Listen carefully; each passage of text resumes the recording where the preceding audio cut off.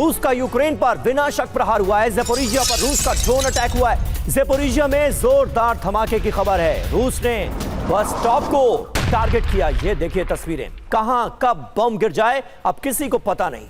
रूसी हमले में 2 लोगों की मौत हो गई है, 15 लोग घायल हैं।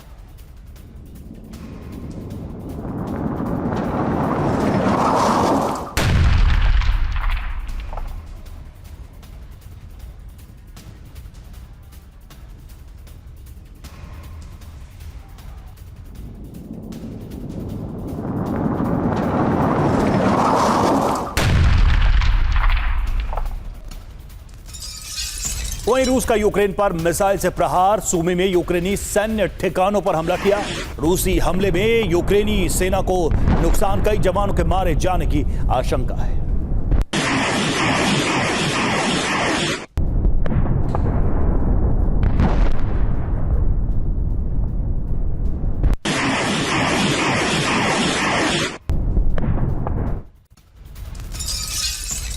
और अहम खबर है, सूमी में रूसी हमले से नुकसान हुआ है। रूस ने रिहायशी इमारत को किया है टारगेट। रूसी हमले में क्षतिग्रस्त हो गई इमारत। हमले में एक महिला की भी मौत हो गई।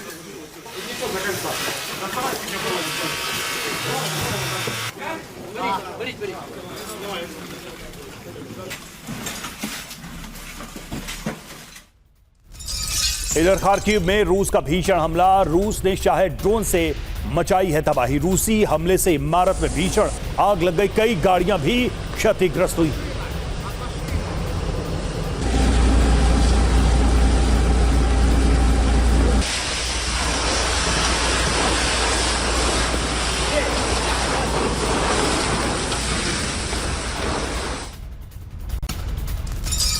और इस बीच यूक्रेन का रूस पर जोरदार हमला हुआ है। गोला बारूद डिपो पर अटैक किया गया। यूक्रेनी हमले में जोरदार धमाका किस तरह हुआ, ये देखिए आप तस्वीरें।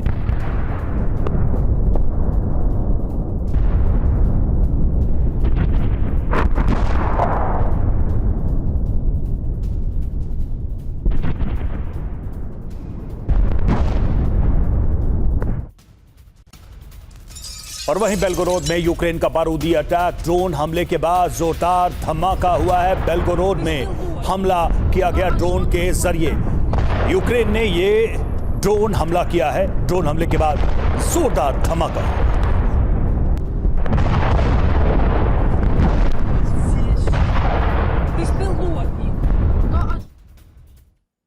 और आइए अब आपको पिछले 24 घंटे की वॉर रिपोर्ट दिखाते हैं। 24 घंटे की वॉर रिपोर्ट यह बता रही है कि तबाही और बर्बादी बड़े पैमाने पर हुई है।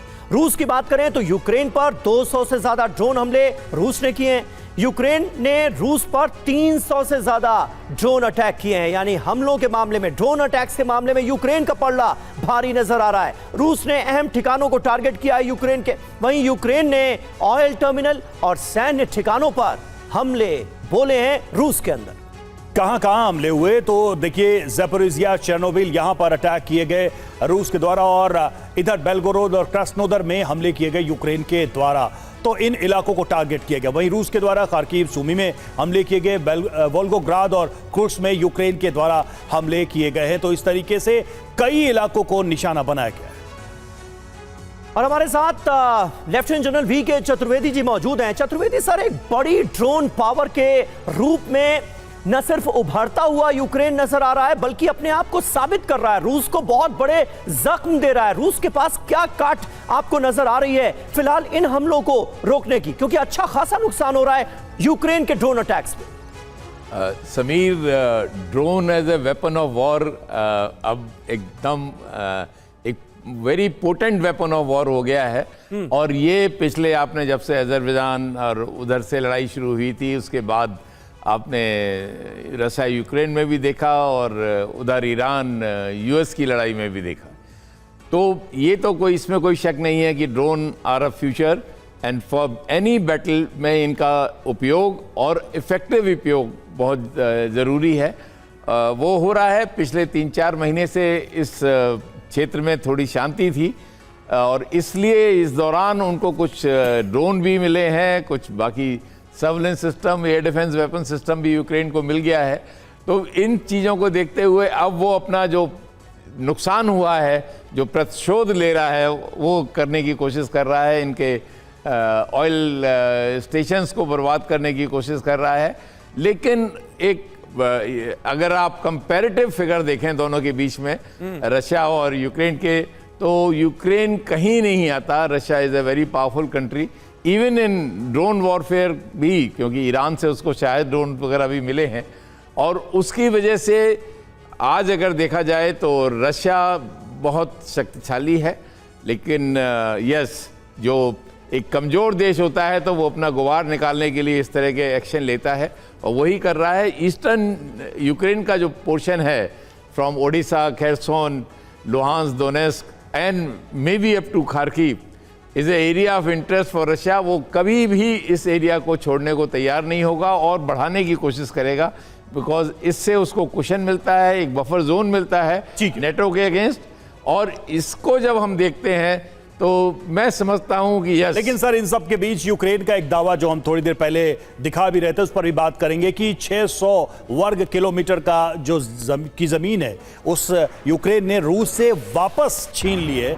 ये दावा किया गया, कितना सही है कितना गलत है, लेकिन इतना जरूर है कि इस तरह की खबरें भी इस जंग के मैदान में आ रही हैं, जो यूक्रेन लगातार रूस के ऊपर हावी होने की कोशिश कर रहा है। और देखिए, रूस के क्रास्नोदर में यूक्रेन का विध्वंसक हमला हुआ है और यूक्रेन ने ऑयल डिपो पर ड्रोन अटैक किया है। हमले के बाद आसमान में आग की लपटें उठती नजर आई हैं। तो यूक्रेन का एक और हमला, और यूक्रेन ने इस बार ऑयल डिपो को फिर से निशाना बनाया। क्रास्नोदर में यह अटैक किया गया है।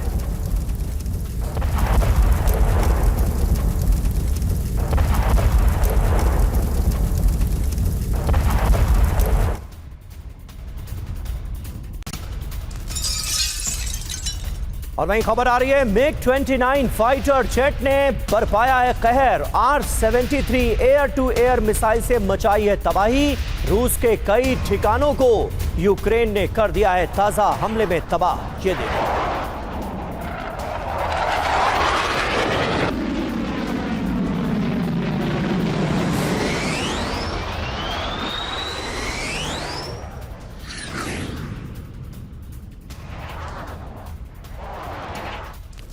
इधर पोक्रोवस्क में आमने सामने की जंग चल रही है। जी हां, यूक्रेनी सेना ने रूस के हमले को नाकाम किया है। यूक्रेन ने 11 रूसी ड्रोन्स मार गिराए।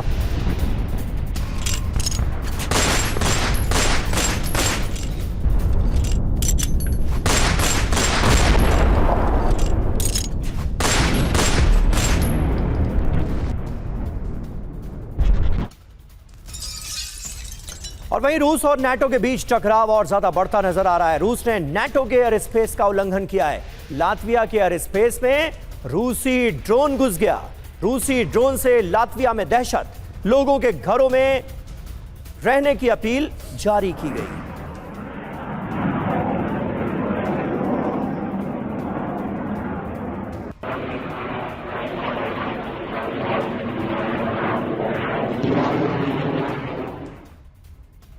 तो नाटो मुल्क में पुतिन का ड्रोन महायुद्ध का काउंटडाउन, क्या खबर है ये देखिए। लातविया के एयर स्पेस में रूसी ड्रोन की एंट्री, रूसी ड्रोन घुसा। यहां लातविया में एयर रेड अलर्ट जारी किया गया। फ्रांस के फाइटर जेट ने ड्रोन को मार गिराया है। जी हां, लिथुआनिया में तैनात है फ्रांस का फाइटर जेट और उसकी तरफ से यह एक्शन देखने को मिला। नाटो बाल्टिक में एयर पुलिसिंग मिशन में दरअसल फ्रांस भी शामिल है। जरूरी बात यह है कि इस साल अब तक 6 बार लातविया में रूस की घुसपैठ हो चुकी।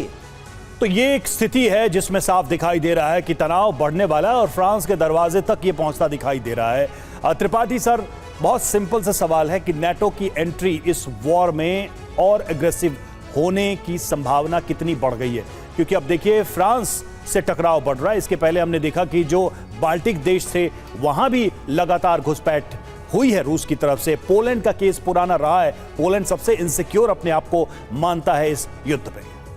देखिए, अब इस युद्ध में फ्रांस के फाइटर जेट की एंट्री ये दिखाती है कि अब इस युद्ध का दायरा बढ़ रहा है।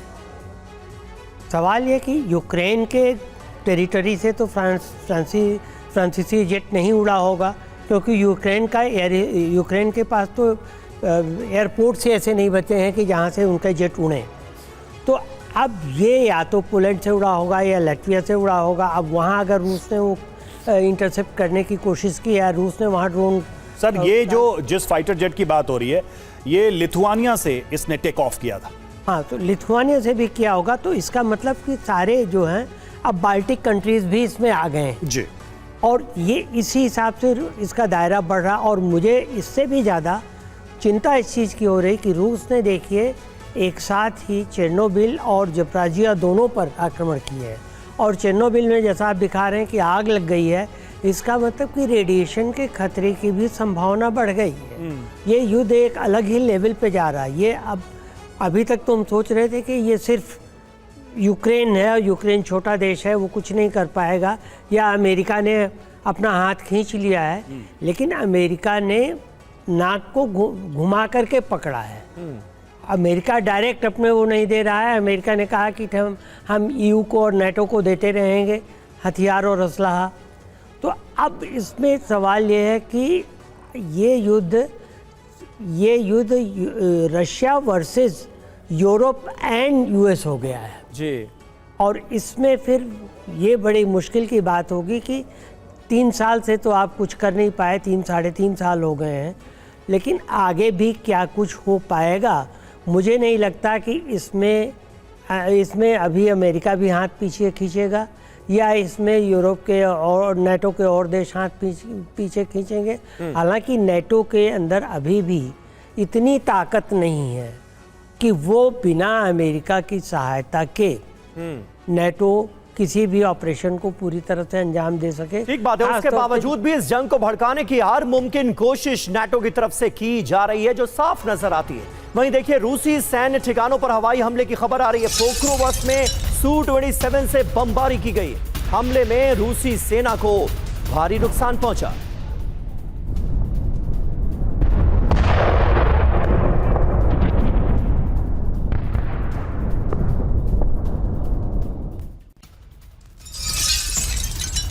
वही खार्किव में रूस का मिसाइल अटैक। रूसी सेना ने 9 जगह दागी मिसाइलें। रूस के मिसाइल अटैक में 5 की मौत हुई है।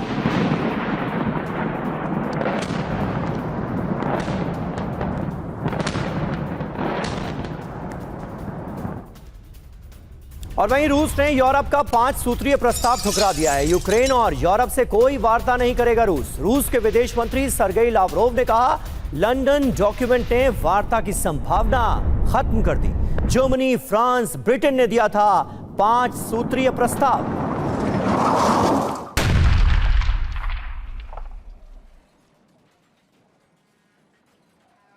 साफ साफ दिखता है कि यूक्रेन जंग का विस्तार हो रहा है। यूरोप तक क्या बारूदी आग फैलेगी, ये सवाल है। लंदन में ज़ेलेंस्की ने यूरोपीय नेताओं से मुलाकात की।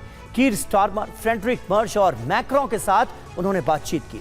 चारों नेताओं ने यूक्रेन युद्ध खत्म करने की शर्तें तय की। रूस ने अल्टीमेटम दिया है। लंदन डॉक्यूमेंट ने वार्ता की सारी संभावना को ही खत्म कर दिया है। ज़ेलेंस्की की सैन्य मदद करना चाहते हैं यूरोपीय देश। अब बातचीत से नहीं, सैन्य कार्रवाई से जंग का फैसला होगा, ये सर्गेई लावरोव साफ तौर पर कह रहे हैं। और यूरोप यूक्रेन की 5 शर्तें क्या हैं, ये आपको रवि बताएंगे। बिल्कुल, उन शर्तों पर एक बार नजर डालते हैं। देखिए, पहली शर्त क्या है? फौरन और पूर्ण युद्ध विराम लागू हो, ये पहली शर्त बताई गई है इसमें। और दूसरी शर्त, फ्रंटलाइन पर जो सेना जहां मौजूद है वहीं से वार्ता हो। तीसरी शर्त, यूक्रेन को मजबूत सुरक्षा गारंटी मिले, और ये अपने आप में एक कॉम्प्लिकेटेड शर्त है कि ये गारंटी कैसे मिलेगी। चौथी शर्त, यूक्रेन को हुए नुकसान की भरपाई रूस करे, यानी रूस के ऊपर और ज्यादा दबाव इस शर्त के हिसाब से पड़ेगा। और पांचवा, समझौते में यूरोप की सुरक्षा नजरअंदाज न हो। मनीष झा हमारे साथ मौजूद हैं। मनीष, आखिर क्या वजह है कि लंदन डॉक्यूमेंट को पूरी तरह से खारिज करता हुआ रूस नजर आ रहा है? यूरोप को कहीं ना कहीं अपनी सुरक्षा का डर भी नजर आ रहा है। यूक्रेन की सिक्योरिटी गारंटी का भी जिक्र किया जा रहा है। तो फिर इसका अंजाम होगा क्या?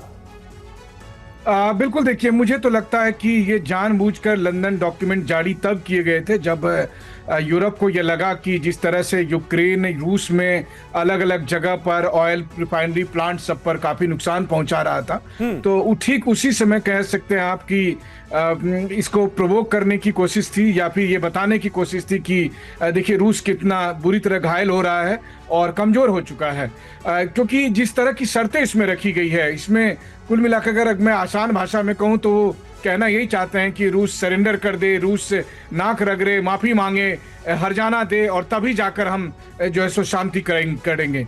तो रूस ऐसा क्यों करेगा? 5 साल इस जंग के चल रहे हैं और आज की तारीख में जबकि यूक्रेन का 25 से 30% इलाका रूस के कब्जे में है और पिछले दिनों भी रूस की तरफ से कीव और दूसरे इलाकों पर भारी बमबारी की गई थी, तब ये मानकर चलना कि पुतिन अभी शांति समझौते के लिए तड़प रहे हैं, इसलिए जो भी कुछ कहेंगे वो मान जाएंगे, या तो ये नासमझी है या जानबूझकर सच्चाई से दूर वो कुछ ऐसा देख रहे हैं। क्योंकि कुल मिलाकर बात तो यही है कि मसला कभी ना केवल रूस और यूक्रेन का था, लेकिन हाँ ये बात जरूर है कि यूरोप एकदम तड़प रहा है कि किस तरह से इस युद्ध में सीधे सीधे हम भागीदार बने, और पिछले दिनों ऐसी हालात बनते भी जा रहे थे और कभी भी वो बन भी सकते हैं। लेकिन देखा जाए कुल मिलाकर तो जो काम पहले अमेरिका करता था, ठीक अब काम यूरोप ने अपने जिम्मे ले लिया है और यूक्रेन से कह रखा है कि अब आप जितना ज्यादा हो सके रूस के साथ इस जंग को और ज्यादा इन्वॉल्व हो जाओ, और यूक्रेन कर भी रहा है क्योंकि उसके पास बड़ी भारी संख्या में ड्रोन्स आ गए हैं, लंबी दूरी के ड्रोन, जिससे वो मॉस्को से लेकर तमाम इलाकों पर हमला कर सकता है, भले ही 1 इंच जमीन वो वापस ना ले पाए। नुकसान तो पहुंचाया जा रहा है यूक्रेन की तरफ से, जमीन वापस लेने का दावा भी किया जा रहा है, लेकिन दावे अपनी जगह हैं, जमीन पर सच्चाई अभी अपनी जगह है। रूस को बढ़त है हासिल इस युद्ध में, साफ दिखाई दे रहा है। और देखिए रूसी सैन्य ठिकानों पर बड़ा हमला हुआ है, यूक्रेन के ड्रोन अटैक से मची है तबाही, हमले में कई रूसी सैनिक मारे गए।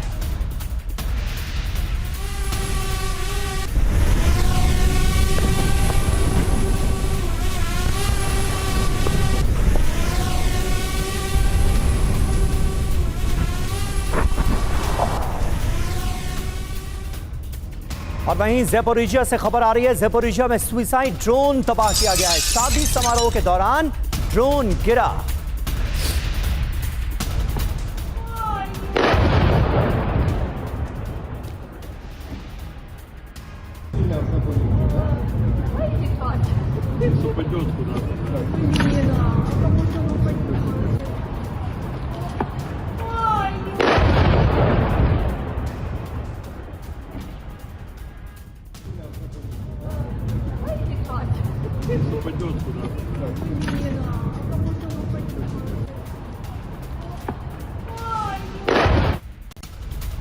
और मारियोपोल में रूस का बारूदी प्रहार, रिहायशी इलाके में ड्रोन से हमला, रूस के ड्रोन अटैक से मची तबाही।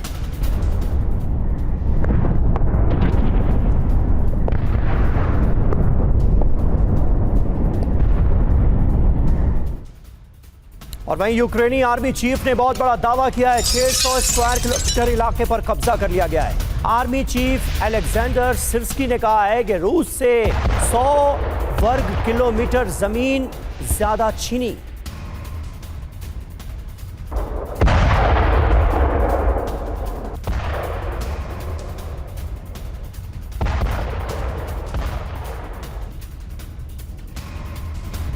तो यूक्रेन की ललकार, क्या दावे हैं यूक्रेन के, उस पर एक नजर डालते हैं। पहला यह कि रूस पर बहुत भारी पड़ रही है कीव की फौज, यानी कि अपनी ताकत को ज्यादा दिखाने की कोशिश इन दावों के जरिए। दूसरा बड़ा दावा है कि 6000 से ज्यादा वर्ग किलोमीटर इलाके को फिर से वापस, 600 वर्ग किलोमीटर से ज्यादा इलाके को अपने कब्जे में वापस ले लिया है। और तीसरा ये कि रूस से 100 वर्ग किलोमीटर से ज्यादा इलाके वापस लिए हैं। देखिए इस तरह के दावे भी सामने आ रहे हैं यूक्रेन की तरफ से। जी हां, इसके अलावा नीप्रो और ज़ैपोरिजिया में यूक्रेन मजबूत हुआ है। दोनों इलाकों की 12 बस्तियां वापस ले ली हैं यूक्रेन ने, ये यूक्रेन के आर्मी चीफ की तरफ से दावा किया गया है। कुल मिलाकर देखिए इस पूरे मामले में चतुर्वेदी सर, एक बात तो दिखाई दे रही कि जंग में टिके रहने को एक एडवांटेज के तौर पर यूक्रेन दिखाना चाह रहा है। सच्चाई कितनी लगती है आपको कि वाकई में जमीनें वापस ले पाया होगा?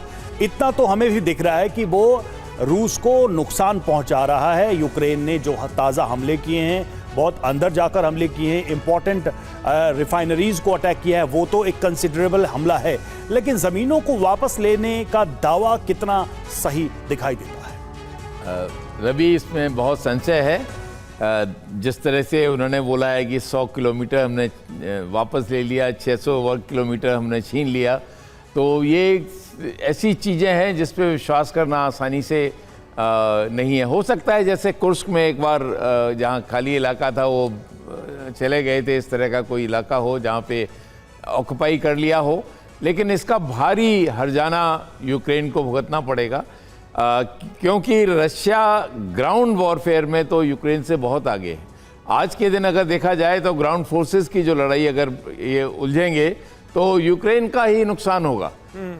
जब तक ये फायर पावर और एयर की लड़ाई है तब तक ठीक है, लेकिन अगर ग्राउंड, लेकिन सर इस दावे की आप टाइमिंग देखिए, ये दावा ऐसे वक्त में आया है जब बार बार ये कहा जा रहा था कि 5 साल की जंग में देखिए रूस को क्या कुछ हासिल हो गया, इतना सारा इलाका यूक्रेन के कब्जे में आ गया। अब यूक्रेन जो कह रहा है वो इस मायने में बहुत अहम है।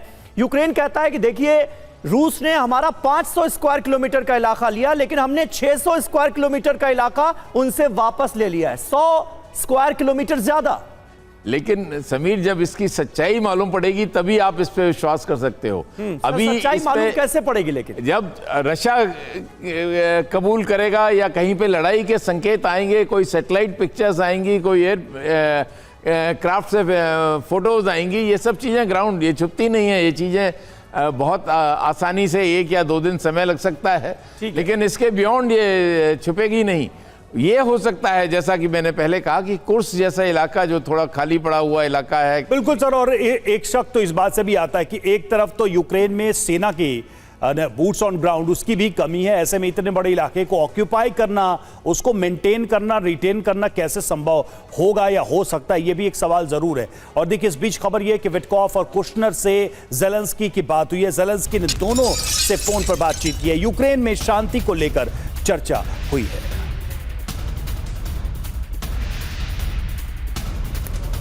और दुनिया को सैन्य ताकत दिखाएगा रूस, सबमरीन, एआई, ड्रोन और मिसाइलें दिखाएगा। मिसाइल सिस्टम और माइन स्वीपर के प्रदर्शन की तैयारियां की जा रही हैं।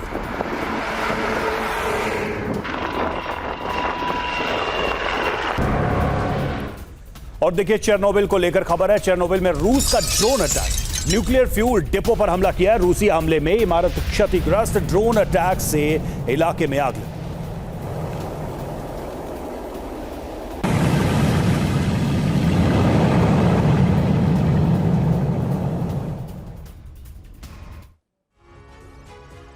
चेरनोबिल में रूसी ड्रोन, यूक्रेन में परमाणु विस्फोट। बड़ी बात यह है कि रूस ने यूक्रेन के परमाणु ठिकाने पर हमला किया है। दावा क्या है? चेरनोबिल में कंटेनर रिसेप्शन बिल्डिंग पर अटैक हो गया। हमले से 40 स्क्वायर मीटर इलाके में भीषण आग लग गई। यहां पर परमाणु कचरे को सुरक्षित रखा जाता है। हमले के वक्त यहां पर परमाणु ईंधन मौजूद नहीं था। बड़ी राहत की बात है। आईएईए ने कहा रेडिएशन लेवल में कोई बढ़ोतरी नहीं हुई है। जरूरी बात यह है कि 26 अप्रैल 1986 को चेरनोबिल प्लांट में बहुत भीषण हादसा हुआ था। और मनीष, निश्चित तौर पर जब चेरनोबिल के आसपास, प्लांट के आसपास जहां पर इस वक्त परमाणु कचरा मौजूद है, वहां पर हमले होते हैं तो वो तमाम आशंकाएं एक बार फिर जिंदा हो उठती हैं। ये हमला कितना सीरियस था जो बताया जा रहा है, क्या उस पर यकीन किया जा सकता है? देखिए, किसी भी हालत में किसी भी न्यूक्लियर पावर प्लांट, चाहे वो ऑपरेशनल हो या ना हो, उस पर किसी भी तरह का अटैक जाहिर है कि एक बहुत बड़े हादसा को इनवाइट कर सकता है। हाँ। सबसे बड़ी बात यह है कि रूस यूक्रेन युद्ध में क्रेमलिन की तरफ से तमाम तरह के आप कह सकते हैं रिस्ट्रेन के बावजूद, ये आप कह सकते हैं कि इस जंग में परमाणु हथियार का इस्तेमाल नहीं हुआ, लेकिन परमाणु हादसा होने की जो आशंका है या गुंजाइश है वो हमेशा बनी रही। फिर चाहे वो जेपोरिजिया न्यूक्लियर पावर प्लांट हो और या फिर चेरनोबिल हो या फिर कुर्स्क में न्यूक्लियर पावर प्लांट हो, हर जगह कहीं पर रूस की तरफ से अटैक हुए, कहीं पर यूक्रेन की तरफ से अटैक हुए, कहीं पर जानबूझकर अटैक हुए, कहीं पर गलती से ड्रोन गिरे।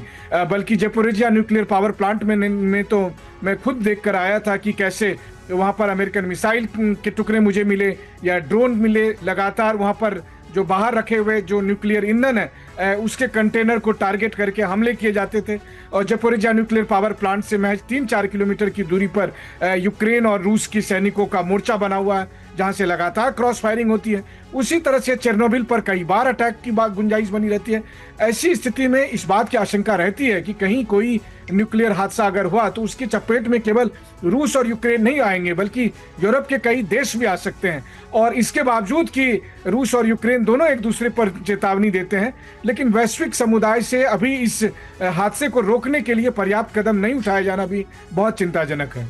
कौन कदम उठाएगा ये तो अपने आप में अब बहुत बड़ा प्रश्न है। दुनिया में किसकी इतनी क्रेडिबिलिटी बची है जो निष्पक्ष रूप से किसी भी युद्ध को रुकवाने का प्रयास करे। यूएन की स्थिति हम देख रहे हैं, आईएए की सिचुएशन भी हम देख रहे हैं। और देखिए, यूक्रेन ने रूस की रेल को किया है टारगेट। ब्रियांस्क में लोकोमोटिव पर अटैक किया है और ट्रेन से रूसी सैन्य सामान जा रहा था।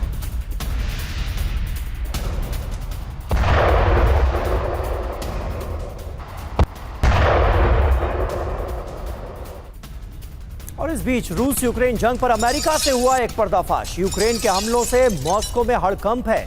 जंग लंबी खिंचने से रूस में आक्रोश है। अमेरिकी जनरल जैक कीन ये बड़ा दावा कर रहे हैं। रूसी सेना की रणनीति पर गुस्से में है पुतिन। ब्रिटिश अखबार डेली एक्सप्रेस की रिपोर्ट में ये दावे किए गए।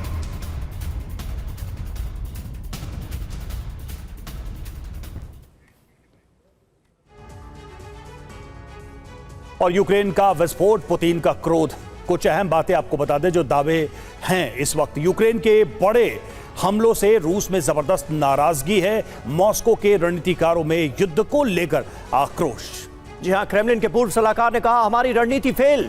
यूक्रेन के हर जगह हमले हो रहे हैं, रूस कुछ खास कर नहीं पा रहा है। रूस के कब्जे वाली जमीन को वापस ले रहा है यूक्रेन। अमेरिका के जनरल जैक कीन का यूक्रेन युद्ध पर दावा यह है जो कि कहीं ना कहीं एक तरफा भी नजर आ रहा है। बहुत बहुत शुक्रिया अदा करना चाहेंगे हमारे तमाम खास मेहमानों का आज हमारे साथ बातचीत में जुड़ने के लिए।